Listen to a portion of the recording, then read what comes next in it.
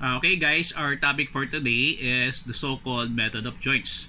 So method of joints is considered to be one of the three possible methods that are used in the analysis of structures. So the others being the method of sections and then lastly the method of members. So ano ba yung tinutukoy nating structures? A structure may be in the form of trusses of buildings or as well as frames of machines. So in all possible cases, they involve the lives of people. So since such structures concerned involve the lives or safety of the people involved, there's a need to determine the structural integrity or capability of such structures to withstand externally applied loads. So therefore, it is a must for every engineering students as well as individuals to have a basic fundamental knowledge of how such the three methods, the method of joints, the method of section, as well as the method of members are used, their technicalities, as well as their corresponding nuisances. So, in this case, familiarity with such methods will eventually let us determine the magnitude as well as the type of force or load that could be supported by members of the truss or frame or structure involved. So, in such a way, or in this case, it will eventually lead us to select the proper kind of materials as members of the structure in question to maintain its structural integrity and then most importantly, the lives of people using the said structure or machine.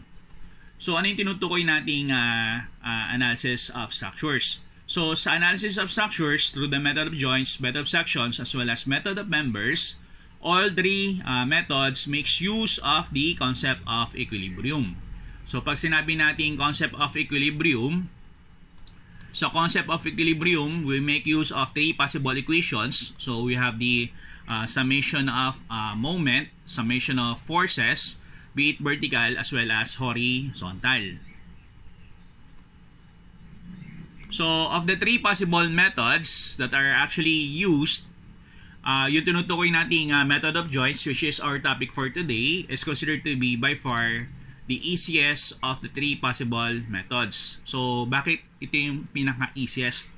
So, because of the fact that it only makes use of the force summation with very minimal usage of the summation of moment. So, ang summation of moment, gagamitin lamang natin siya sa pag-determine ng corresponding reaction. So, yun na yung pinaka start ng ating solution. After which, kukonsider na natin yung corresponding isolation ng pinaka-joint itself. So, making use of the method of joints. So, I have prepared in this case at least 3 problems.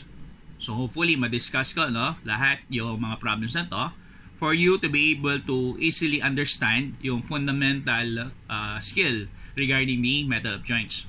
So, basahin ko lang yung problem number 1. So, problem number 1, determine the loads in each of the members of the truss that is actually shown. So, ito yung truss natin. So, in this case, we will be making a list of the magnitude as well as the kind of load to which the member is actually being subjected. So, first things first, ang una natin gagawin dito sa ating tinutukoy na method of joints is to create a free body diagram of the structure in question. So, kung titingnan natin yung figure natin dito, at A, we have here a pin or dot of a hinge. And then at B, we have a roller. So in this case, if i-recall nyo, pagdating sa roller, meron tayong isang reaction. So ang reaction pagdating sa roller is normally or most of the time going up. Supposedly, yung roller natin is nakapatong along a horizontal plane surface. And then at A, meron tayong pin or hinge. So isa sinabi ko sa inyo, in cases of pins as well as hinge, meron tayong dalawang reaction. Isang vertical as well as isang horizontal. Although, yung corresponding direction ng mga reactions natin has yet to be determined. So, sabihin, madidetermine natin with finality yung corresponding directions ng mga reactions niya, making use of the three equilibrium conditions. So, gawa natin siya ng corresponding free body diagram. So, in this case, as I have mentioned, so since sa D, meron tayo dito tinutukoy na roller, yung reaction niya is going up. So, since yung roller natin is mounted on top of a horizontal plane surface, si flowing surface natin magre-react So, ang reaction niya is magagaling din sa plane surface papunta din sa direction ng pinaka-roller cell. So, in this case, we have an upward vertical reaction. So, for us to be able to determine yung corresponding value ng reaction at D, magmo-moment tayo sa A. So, bakit magmo-moment tayo sa A? So, hindi possible na tayo mag-take ng summation forces vertical kasi lumalabas, dalawa yung unknown vertical component of yung reaction natin. So, in this case, since sa A, meron tayong dalawang unknowns, i-consider natin mag-take tayo ng summation moment at A instead ng summation moment at D. Kasi normally, pag mag-take tayo ng summation moment sa isang location kung saan nandun yung unknown, lumalabas, mawawala yung unknowns na yun due to the absence of a perpendicular distance. So in this case, magmo-moment tayo at A. So with moment summation at A, so titinan nyo, no? All forces going in the clockwise direction is considered to be positive. So ang sign convention ng 20 down is actually positive kasi nga along do sa direction ng turning motion. So, since dalawa lamang ang bubuo ng ating moment equation, so para mag-zero siya, yung positive sign convention kukontrahin na negative sign convention. So, tama lang yung direction natin ng RD, which is going up. So, since yung direction ng reaction natin at D is opposite do sa direction ng turning motion, magiging negative sign convention. So, simplifying the equation, magiging value natin RD. RD therefore is equivalent to 10.67 kN.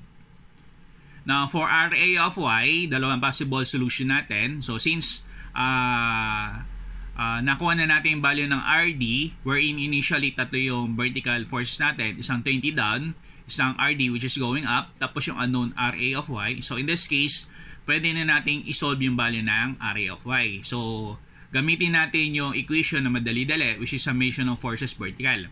So, summation forces vertical, all forces going up are considered to be positive. So, yung externally applied load na 20 going down is labeled as negative. Yung nasolve na natin value ng RD which is going up is labeled as positive. So, since tatlong bubuo na equation natin which is equivalent to 0, pwede na tayong makapamili ng sign convention. So, since mananaig yung negative 20 compared sa value ng RD which is 10.67, ang pipiliin natin sign convention ng RA of Y which is going up is actually positive. So in this case, pwede na natin ma-compute yung value ng area of Y. Area of Y therefore is equivalent to 9.33 kN going up. So para malaman natin kung kung tama yung ginagawa natin solution so far, pag nag-create kayo ng isang equation tapos ang lumabas yung value is more or less negative, ibig sabihin merong part ng pinaka-equation itself kung saan mali yung corresponding sign convention. Now, kung lumalabas is positive sign convention, so malaking probability or possibility na tama lamang yung equation natin. So, another way to prove kung tama yung value natin, na nasolve natin value ng RA of Y, is via taking summation of moment. So, moment naman tayo in this case at C.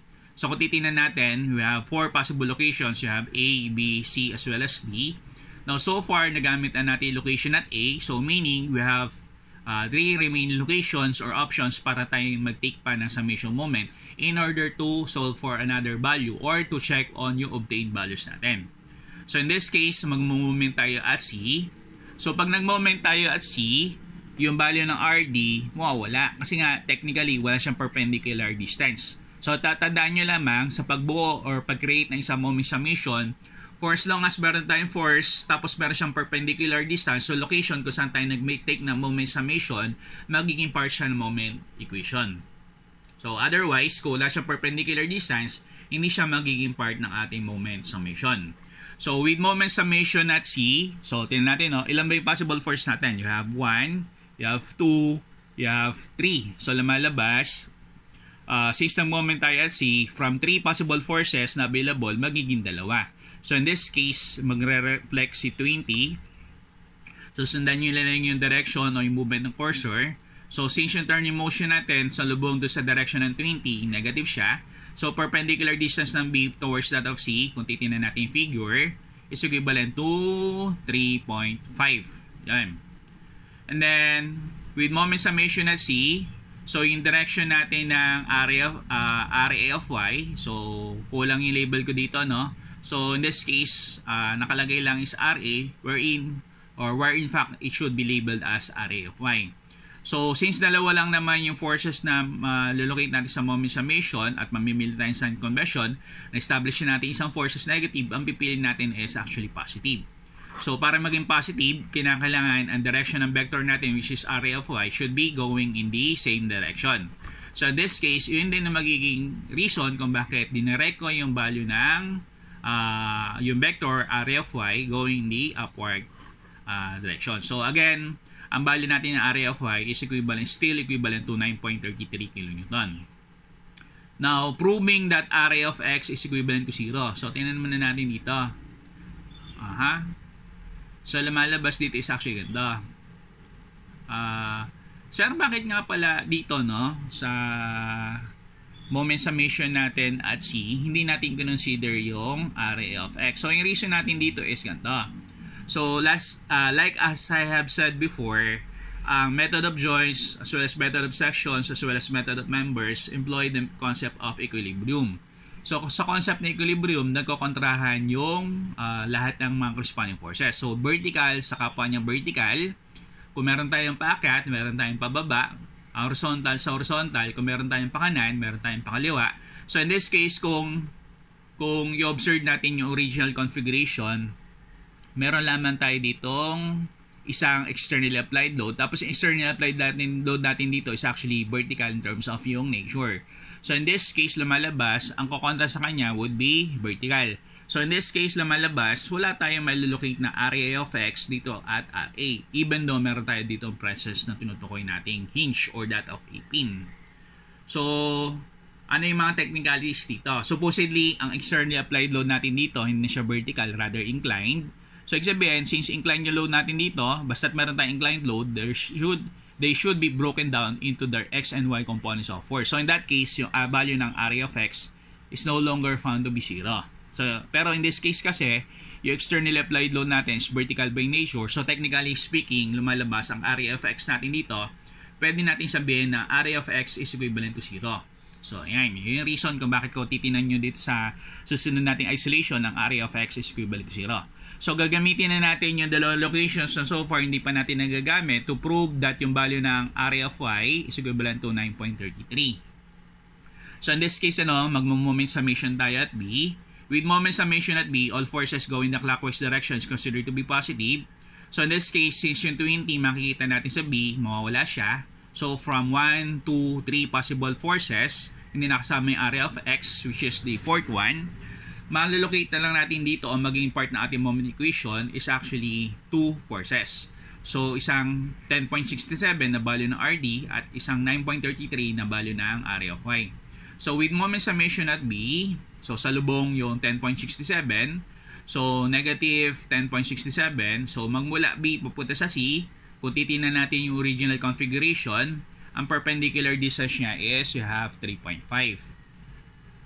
So,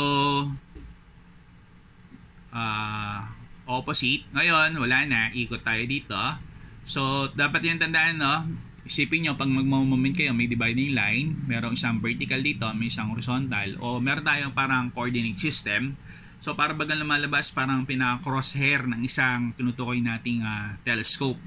So, lumalabas, wala na dito sa may right side. So, in this case, ang mangyayari ngayon to is iikot na siya. So, sa kabilang side. So, sa lubong, negative. Since wala na, ikot, aahon na siya. So, since along siya sa direction ng turning motion, lumalabas ang 9.33 is positive. So, in this case, lumalabas. Pag simplify na natin yung corresponding values, ang value natin is almost equivalent to 0. So, meaning say, yung value ng 9.33 natin is found to be correct. So, last location, para ma-prove natin na tama yung ginawa natin na mga corresponding summation, would be moment summation at D. So again, we have 1, 2, 3, and then 4. So hindi na ngayon part ng moment summation si RD kasi nga technically nandun siya mismo.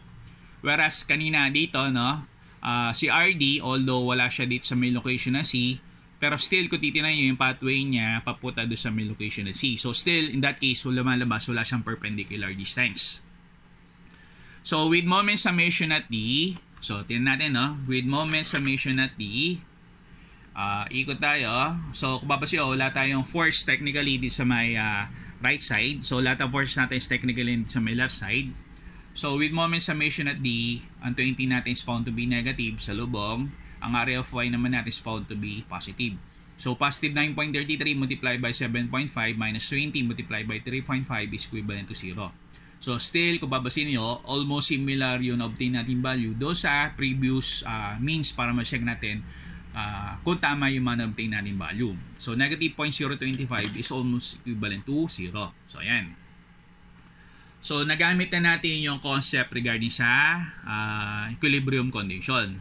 So, we now move on do sa concept ng tinutukoy nating method of joints to determine the magnitude and then the kind of load that each member is actually being subjected. So, ang tanong ngayon dito is, ganda. So, sabi ko nga sa inyo, no, kung titignan natin original configuration, a method of joints is actually a method wherein all the possible joints are actually being isolated. So, in this case, you have A, B, C, D, or we have 4 possible joints. So, lumalabas, meron tayong maximum 4 possible isolations. So, either isolate natin A, isolate natin B, isolate natin C, or i-isolate natin yung D. So, ang tanong ngayon dito is, sir, ano po yung unahing isolation? Sa A po ba? Sa B ba? Sa C? Or sa D? So, in this case, ang technicality regarding sa method of joints is, kinakailangan, meron tayong reference load na dapat i-consider. So, in that case, lumalabas, kung meron tayong reference load na dapat consider, so ito yung dapat nating makita, o dapat yung makita, no? So, ito yung whole free body diagram na pinaka-trust natin in question. So, lumalabas, you have location at B, location at A, and then last one, location at D, kung saan meron tayong tinutukoy na reference load. So, 20 para sa B, 9.33 para sa A, and then you have 10.67 para sa D. So, ang tanong ngayon dito is, sir, ano yung susunod na logical explanation para mapag-decide kung ano yung isolate? A ba, B ba, or sa D? So, next one is, hanap tayong location kung saan meron tayong reference load. So, either at A, either at B, or either at D. So, next thing that you should be able to consider is, consider tayo ng joint having the least number of members. So, alin dito yung joint having the least number of members? So, sa A, you have AB 1, you have AC 2, you have AD which is 3. So technically speaking, since tatlo to, so ang pipili natin is least number of members. So preferably dalawa. So hiuli natin yung marami which is 3 or even more. So in that case, either i-isolate natin yung B or i-isolate natin yung D. So ang tanong ngayon dito is, ano i-isolate natin? B ba or D ba? Problem natin is, ganda, sir, ano mangyari kung i-isolate natin yung D? So, pag in-isolate natin yung D, tatalon lang tayo ng bahagya. Ito yun, pag in-isolate natin yung D, so far, let's say, for example, natin i-isolate yung D, wala pa tayo so far value ng CD. So, this case, nakuha natin value ng CD kasi nga, medyo nasa dulo na tong joint D. So, ang tanong, kung titinan nyo, you have, ito yung reference load natin, which is RD. Meron tayong inclined member kung saan mapalitan natin siya ng inclined reaction or inclined vector. Yung CD naman is vertical member. So, ang problema natin actually dito is actually yun to. Gaya nga sinabi ko sa inyo, kung gagamitin natin yung concept na equilibrium, ang vertical kapwa sa vertical, nakokontrahan, ang horizontal versus sa horizontal. So, problem natin dito, ang reference load natin dito is vertical. So, wala tayong magiging reference load para sa horizontal. So, supposedly ko i-breakdown natin yung AD. So, meaning say, although na-satisfy ng joint D, yung condition na sinabi ko sa inyo kanina, kinakailangan merang reference load, tapos kinakailangan least number of members, so at least 2 members. Problem natin dito, hindi po pwede, o hindi magpo-progress ang ating solution. So, in this case, from among the 3 possible locations that had been considered, so, ang logical location kung saan tayo magtitik ng ating moments, ng ating isolation ng pinaka-joint is hindi sa A, kasi nga tatlo yung unknowns. Hindi rin sa D, kasi nga lumalabas, 2 unknown, tapos wala tayong pagkukuhanan ng horizontal member nito.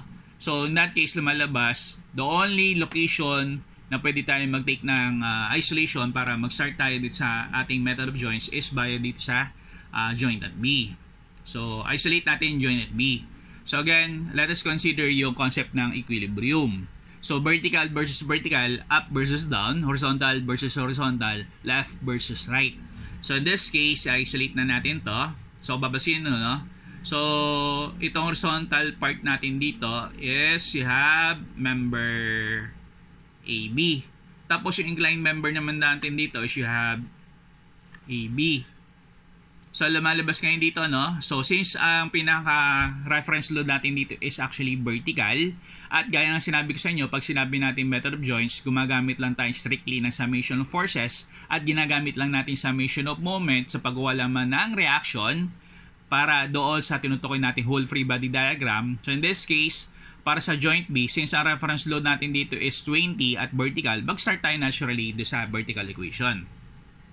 So summation forces vertical, all forces going up is considered to be positive. So yung reference load natin is 20 down, so labeled as negative. So since dalawa lang ang bubuo ng ating force summation is equivalent to 0, so babasin ninyo, ito yung horizontal, ito yung inclined. So basta't meron tayong inclined member or inclined vector, we should be able to break this up into its x and y components of force. So vertical sa vertical, so yun din yung reason kung bakit makikita nyo doon ko lamang pinakita si AB of y at di ko na pinakita si AB of x kasi pampagulo lamang si AB of x. So ang kukontra sa 20 down is actually AB of y going up. So yung reason kung bakit in terms of AB of y ang pinili ko is positive instead na siya is negative. So negative 20, positive AB, breakdown natin yung y. So yung y is sine ng angle which is equivalent to 0. So sa trigonometric formula, you have SOHCAHTOA o SO. Pag sinabi natin so, sine ng angle is opposite all over adjacent. So breakdown natin yung triangle na generate natin dito. So titingnan natin yung figure. Kung titingnan natin yung figure ito yung figure. So lumalabas, ito yung right triangle na ma-generate natin. So yung adjacent side, rather ang opposite side natin para dito sa ating right triangle generated is 3 meters. Ang adjacent side naman natin siya 4 meters. Supposedly, ang angle natin nandito sa may angle of respect sa horizontal. So, yun yung orientation. So, in this case, sine angle natin is opposite all over hypotenuse. So, opposite side, you have 3. Hypotenuse side, you have 5. So, simplifying equation natin, AB is found to be at a value of 33.33 kN. So, in this case, sir, paano namin nalaman o paano namin makonclude na yung corresponding condition kung saan natin makaklasify yung pinaka-load na AB actually falls under the force of compression rather than tension. So, lumalabas ganito. So, since yung 20 natin is found to be going up, so lumalabas, dalawa lang naman yung direction yun Either going to the right or going to the left. So in this case, hindi naman po pwedeng ganda kasi lumalabas, pag ginawa natin ang resultant yan, ang resultant force natin would be going this particular direction. So in that case, so instead na ang direction natin is going to the left, ang pipiliin natin is going to the right. So in that case, ito siya. So it is mentioned na yung dalawang force pwede natin pag-isahin, yun ang concept ng resultant. So in that case, kung nandito yung x at nandito yung y, pwede natin siya pag-isahin. Ito na ngayon yung kanyang corresponding resultant force. So kung babasin ninyo, so yung resultant force natin dito, which is AB, papunta doon sa direction ng B. So since yung force natin, o yung yung vector natin, papunta doon sa direction ng visible joint, which is that of B, ang corresponding effect niya is via compression. So ayan. So yun yung reason kung bakit si AB natin is going in the northeast direction. Ayan. So, gamitin pa uli natin yung pinaka last equation para dito sa isolation natin dito. So, lumalabas, since na-establish natin na yung AB natin is going in this particular direction or going in the northeast direction, breakdown natin siya. So, lumalabas, ang x component is going to the left side, right side rather So, kokontra sa kanan, is kokontrahin ng kaliwa. So, yun yung reason kung bakit dinirect ko naman yung horizontal member natin dito, which is ito, which is labeled as BC, going to the left. So, summation forces horizontal. So, since yung AB of x natin is going to the right, is labeled as positive. Positive AB of x, either positive or negative BC. So, ito yun. Is equivalent to 0. So, pagka sinabi naman nating x, kung kanina y is sine, pagka x naman, cosine. So, cosine ng angle, you have adjacent all over hypotenuse or SOHCAH. ka is cosine ng angle is equivalent to the value of the adjacent side all over the hypotenuse side. Adjacent side, you have 4. Hypotenuse side is you have 5. So, simplify natin equation. BC therefore is equivalent to 26.67 kN. So, tingnan natin. So, since yung direction ng BC natin dito na pinili is actually negative para mag-0, kasi earlier, ang sign convention AB of x is positive, mamimili tayo para mag-0. In between positive sa negative, ang pipili natin is negative. So, pag sinabi natin negative, ang direction ng pinaka-vector natin is going to the left. So, in that case, lumalabas, since si BC natin is going to sa direction ng BC ball joint natin, which is at B, ang corresponding effect niya is still under compression. So, ayan.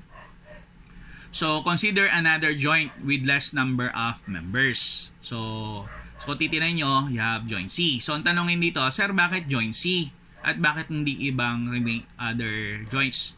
So, titinan nyo, so far, you have B. So, ang choices natin, since gaya ng sabi ko sa inyo, sa method of joints ko, consider natin as much as possible lahat ang joints. So, you have A, B, C, and then D. So, you have 4 possible isolations. So far, nagamit na natin si B. So, nakakaisa na tayo. So, meaning, may option tayo either at A, either at D, or either at C. So, again, hindi pa rin tayo pwedeng tumalon dito sa may A. Kasi nga, lumalabas ko sa A, although meron na tayong tinutukoy na reaction which is going up, RA of Y. Ang problema natin dito, meron tayong AB dito eh. So, sabihin, since na-determine na natin AB, meaning, ang wala pa tayo so far, ang natitira na nun is you have AC as well as AD. So, hindi rin tayo po pwedeng mag-jump off or mag-isolate sa D kasi nga, yung sinabi ko sa inyong scenario kanina, so lumalabas, wala pa tayong CD at wala pa tayong AD. Although meron tayong reference load in terms of RD. So, ito yung technique. So, kung ano yung sinimulan nyo na isolation, preferably kung tatalong kayo ng another joint, consider nyo yung joint that is nearest. So, from B, either at A o kaya either C. So, hindi nga po pwede sa A. So, dito tayo sa C. So, yung reason kung bakit from B, tatalon tayo sa may joint at C. So, isolate joint C. Ayan. So, titinan nyo, no? So, sa ano ba ang common dito sa may joint A, joint B as well as C? So, sa B, saka sa C, meron silang common member. Ang common member is BC. So, gagamitan natin siya ng Newton's third law of motion, law of action as well as reaction. So, ang point lang natin dito, pag sinabi natin law of action as well as reaction, no? Newton's third law of motion, consider natin yung same magnitude ng AB, pero in terms of direction, kung lilipat tayo sa kabilang joint, being considered, i-reverse natin ang corresponding direction. Yun yung reason kung bakit yung BC natin earlier papunta sa kaliwa. In this case naman, ang BC natin is papunta sa kanan. Pero i-retain natin yung corresponding magnitude o value niya. So, again, kung babasin niyo, ang kukontra sa horizontal should be horizontal. So, ang CD, vertical, wala sa horizontal. Ang AC incline, meron siyang vertical as well as horizontal. So, meaning say, after ng BC, ang susunod natin, hindi siya CD kasi nga vertical versus horizontal not possible. So, ang possible is yung horizontal component ng AC versus yung horizontal value ng BC. So, titinan natin ngayon. Ito siya, no? So, proven na yung value ng BC natin is going to the right. So, summation forces of X, all forces going to the right is considered to be positive. Ayun yung reason kung bakit si BC natin is positive. So, either positive or negative, AC of X is equivalent to 0. So, since dalawa lang naman yung bumubuo ng ating force equation, mamimili tayo sa dalawang sign convention, ang pipiliin natin is negative para makontra yung positive para mag-equate siya sa 0. So, in this case, breakdown natin yung AC of X. So, tingnan natin yung AC. Ito yung AC, no? So, yung triangle AC natin, AC is different do sa triangle natin which is at AB. So, titingnan natin. So, na-generate nating right triangle dito, 3 opposite side, 7.5 adjacent side. Tapos, gamitan natin Pythagorean theorem. Ang hypotenuse side niya is you have 8.078. So, check natin. So, ito yan eh. So, lumalabas. Ito yung triangle. Right triangle na ma-generate natin. So, opposite side, you have 3. Mula dito, papunta dito, you have 4 plus 3.5. You have a total of 7.5. So, tingnan natin, balikan natin yung joint at C. So, in this case, breakdown na natin yung AC of X. AC of X, X is cosine ng angle. Basta't Y, you have sine. So, in terms of X, cosine. So, cosine ng angle, you have is equivalent to adjacent all over hypotenuse. Adjacent side, you have 7.5. Hypotenuse side, you have 8.078. So, simplify yung corresponding values. Ang value natin ng AC is 28.725 kN. So, kung papansin ninyo, since yung AC of X na pinili natin dito is actually negative, base dito sa orientation na pinili natin, lahat ng pakanan is positive, whereas lahat ng pakaliwa naman is considered to be negative. So, in that case, ma-establish na natin na AC of X is going to the left. So, since yung value ng AC of X natin is going to the left, meaning say, ang mangyari nito is ganda. Yung Y component niya, hindi po pwedeng papunta sa taas kasi once na i-isolate natin, ito mangyayari sa itsura niya. So, technically speaking, lumalabas. Pagka ganito naging itsura niya, ang vector natin papunta dito. So, wala siya doon sa may location natin, which is at nandito. So, in this case, ang pipiliin natin is technically ito. So, once na kumita natin ng resultant concept, ito yung magiging resultant force niya. So, technically speaking, since yung AC natin is papalayo doon sa may joint at C, ang corresponding effect niya is via tension.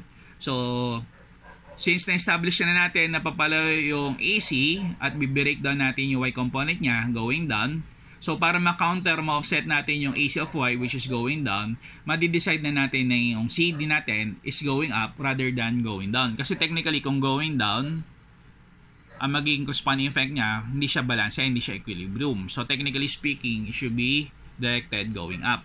So, in this case, since yung AC of Y natin is has been decided na siya is going down, so summation forces vertical, all forces going up considered to be positive. So, re-reverse natin lahat ng pababa, negative. So, negative AC of Y, either positive, negative, CD is equivalent to 0. So, para mag-0, dalawa lang naman bumubuo nating for summation, ang pipiliin natin is positive. So, breakdown natin ngayon yung AC of Y. AC of Y is AC sine ng angle. Sine ng angle is you have so opposite all over hypotenuse. So, equivalent value ng sine ng angle which is theta of X is opposite value niya is 3. Hypotenuse value naman niya is 8.078 is equivalent to CD. So, in this case, once simplified, ang value ng CD natin is 10.67. Now, again, since yung CD natin going this sa direction ng C, ang responding effect niya is via compression. So, ayan. So, consider natin yung second to the last joint. So, again, kung titignan nyo, from C, pupunta tayo ng D. So, ito yung C, ito yung D. So, ano yung common member? Ang common member niya is you have CD. So, again, meaning say, gagamitin natin yung Newton's third law of motion or law of action as well as reaction. So, technically speaking, yung CD na makikita natin papunta doon sa direction ng joint C, kung i-isolate natin yung joint C, ay magiging going down naman siya. Kung i-isolate naman natin joint D. Pero, we are making use of the same magnitude, so CD is still equivalent to 10.67 kN. So, tingnan natin, no? So, ito. So, kung papasin natin to, 10.67 kN going down. So, yung previously solved value ng RD, which is 10.67, is going up. So, technically speaking, down 10.67 negative, up 10.67 which is positive. So, technically speaking, lumalabas, wala na matitira para dito sa AD kung tayo man na magtitik ng summation forces vertical. So, yan. So, lumalabas ganito, since wala na matitira para dito sa AD, ibig sabihin, walang binibit-bit na load si AD. So, yung solution natin dito para sa AD, which is AD is equivalent to 0, is almost similar doon sa concept na method of section para still makuha natin yung value ng AD. So, sa method of section, so, tingnan natin, no? Titingnan natin sa method of sections. So, sa method of sections, lumalabas, in this case, yung AD natin ay 0. So, dito, lumalabas ng AD natin 0. So, still, lumalabas, even though 0 to, hindi siya mali. It only suggests na yung So since yung value natin ng AD dito 0, so hindi ibig sabihin na value nito is 0, yung AD natin is mali. It only suggests na yung AD natin wala siyang binibitbit na load. So ibig sabihin yung AD natin, member AD is considered to be a redundant member, meaning so far initially wala siyang binibitbit na load, pero supposedly, let's say for example, other members, let's say for example, either one of the members AB o kaya BC o kaya AC nag-rupture, nag-fail o kaya nag-collapse, doon lamang magkakaroon ng corresponding use yung tinutukoy nating member AD. So ayan. So member AD is equivalent to 0, which is considered to be a redundant member. So or one that initially does not that is initially not subjected to any kind of load so far. So ayan. So, consider na natin yung last joint that has yet to be considered, which is joint A. So in this case, no, gamitin natin yung joint A for checking purposes. So, lumalabas ganito. Kung titingnan natin, no, kung titingnan natin yung figure, so, kakat natin to dito, as well as dito. So, lumalabas AB, you have AC, as well as you have AD. Tapos, ang reference load natin dito, you have area of Y, which is 9.33. Pero kung titignan nyo, with isolation of the joint at B, nakuha na natin si AB, nakuha na natin si BC. With isolation of the joint at C, nakuha din natin yung value ng AC. And then, with isolation at the joint D, nakuha din o na-prove natin na yung value ng AD is equivalent to 0. So, in that case, gamitin na natin yung mga respective values ng AB, ng AC, as well as AD, with isolation of joint at A for checking purposes. So in that case, gagamitin natin yung law of action as well as reaction o kaya Newton's third law of motion. So in this case, so si AB natin dito, compression. So check natin, no?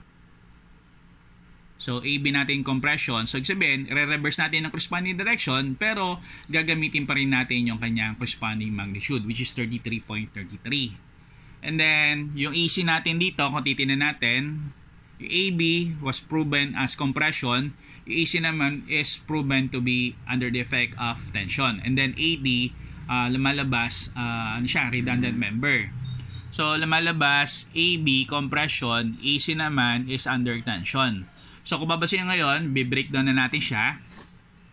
So, si AB going down, AB of Y down. So, AB of X to the left, AC up or going in the northeast direction, AC of Y is going up, AC of X is going to the right. So, pampagulo na lamang si AD. So, there's no need para i-breakdown kasi lumalabas na yung AD natin is equivalent to 0. So, in this case, making use of the two possible equations, summation forces vertical as well as summation forces horizontal, unahin muna natin yung summation forces vertical.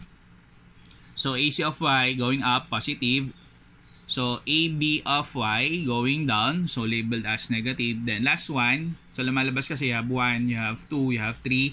3 possible forces na vertical in nature. So, since the area of Y na is going up, labeled as positive. So, AC, ang AC of Y is AC sine ng angle. Ang AB naman natin is AB sine ng angle. O kaya, AC opposite all over hypotenuse. AB opposite all over hypotenuse. So, AC value, 28.725. So, AC of Y, opposite all over hypotenuse. AC. So, ang AC natin to.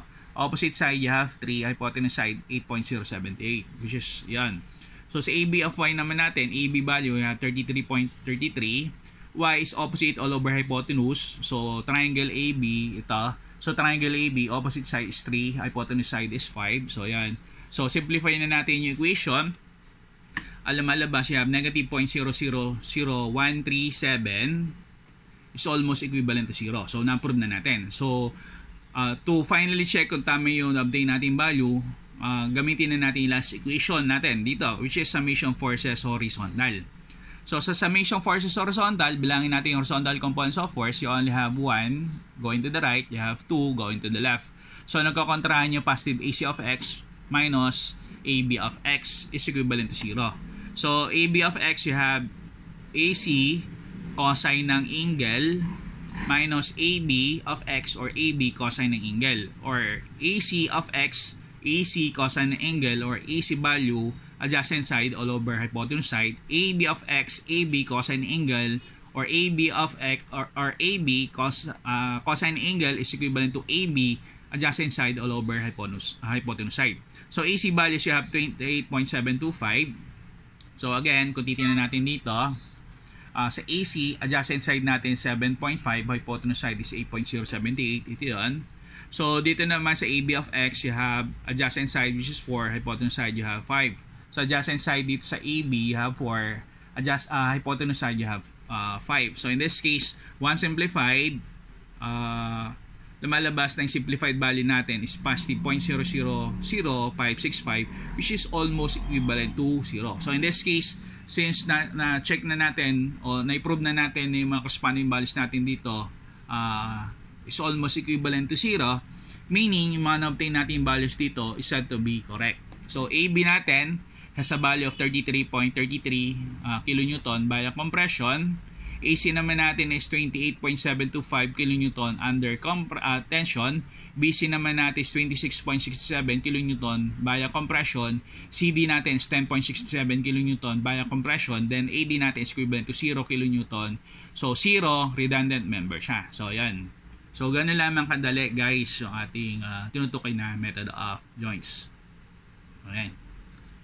So ito no, pag-aralan nyo na lang yung mga succeeding problems natin. So yung discussion natin earlier, let it be as a sort of guide para mas maintindihan nyo yung flow ng solution. So, yun na lang yung part na magpapahirap sa inyo. So, pakiintindi na lang yung tinutukoy ko ditong solution. So, is solution naman kasi dito lumalabas, technically para lumalabas, madali lang naman siya intindihin eh. So, ayan. So, kindly refer doon sa solution as well as doon sa corresponding configuration. So, ayan. So, after ng problem number 2, we have here problem number 3. So, sa problem number 3, bigyan ko lang kayo na idea. Ganda, no? So, ito yung truss natin. So, sa C, meron tayong pin or hinge. Sa E naman, you have pin or hinge. So, in this case, unlike itong truss natin for problem number 3, compared do sa truss natin involving problem number 2, pin or hinge roller to. Sa kabila, ganun din yung concept. Meron tayong tinatawag na pin or hinge tapos roller. So, pin or hinge roller, samantalang pagdating sa problem number 3, meron tayong tinatawag na dalawang pair of hinges. So, bigyan ko lang kayo na idea, ganito.